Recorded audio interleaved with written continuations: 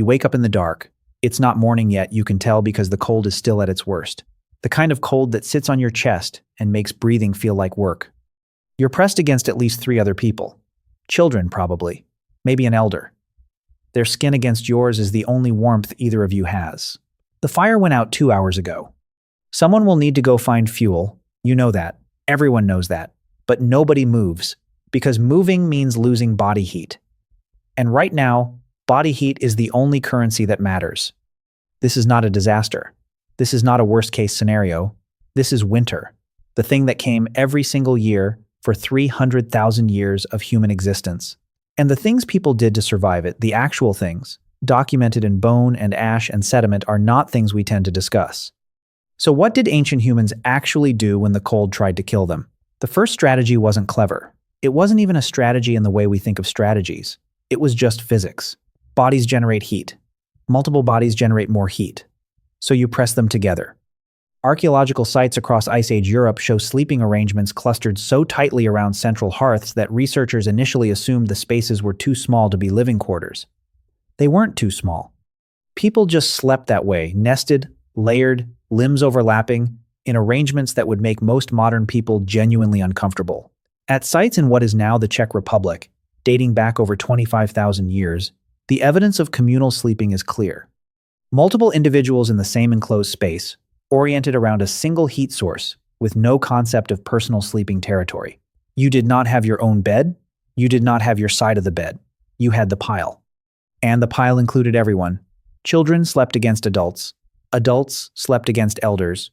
The warmest position, the center, went to the most vulnerable. Not always out of sentimentality.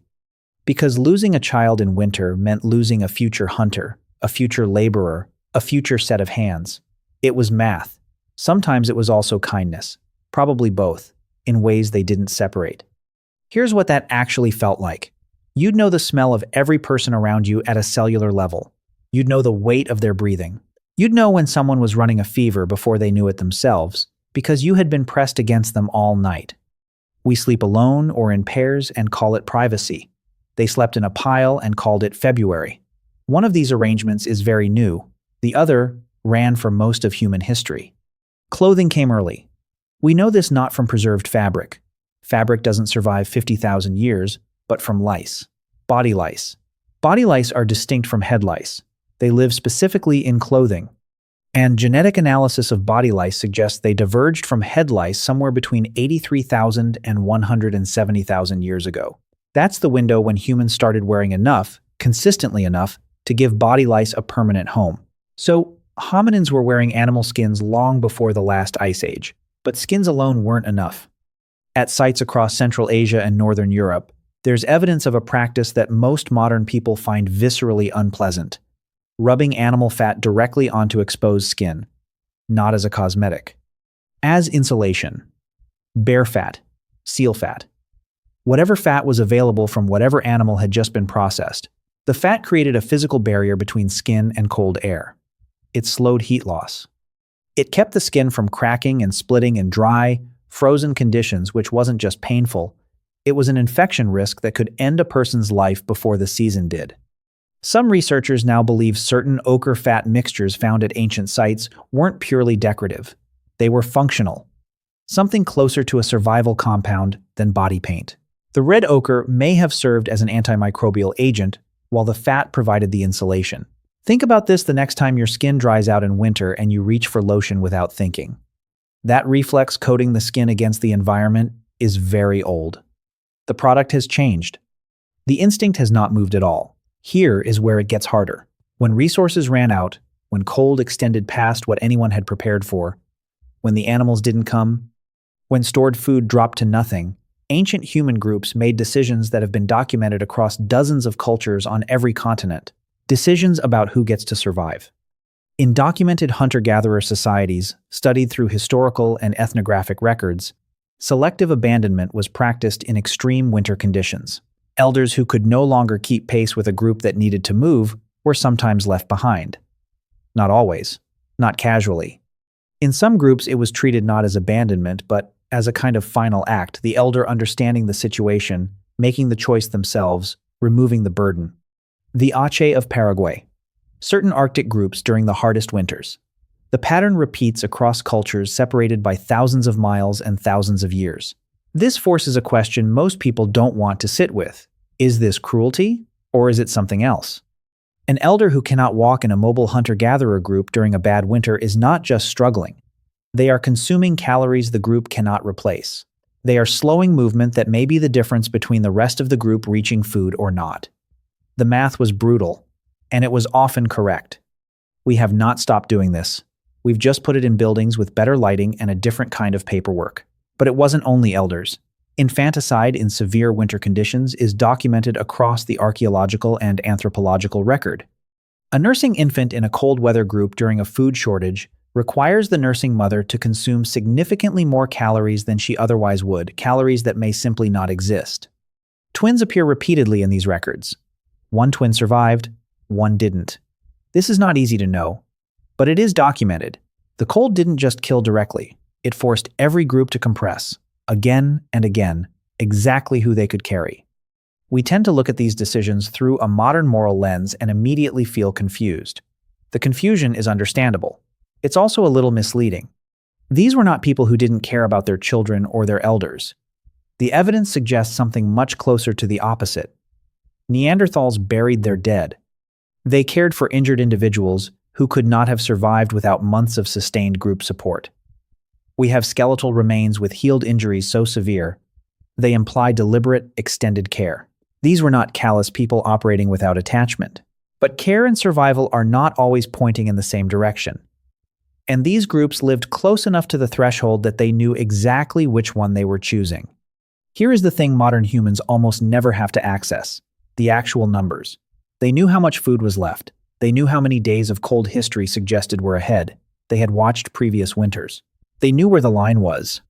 We have moved that line so far from daily life that it has become theoretical.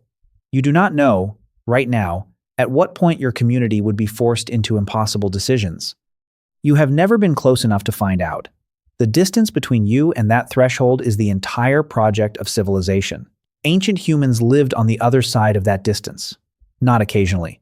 Every winter, for most of human history, the threshold was visible from where they were standing. They made the decisions.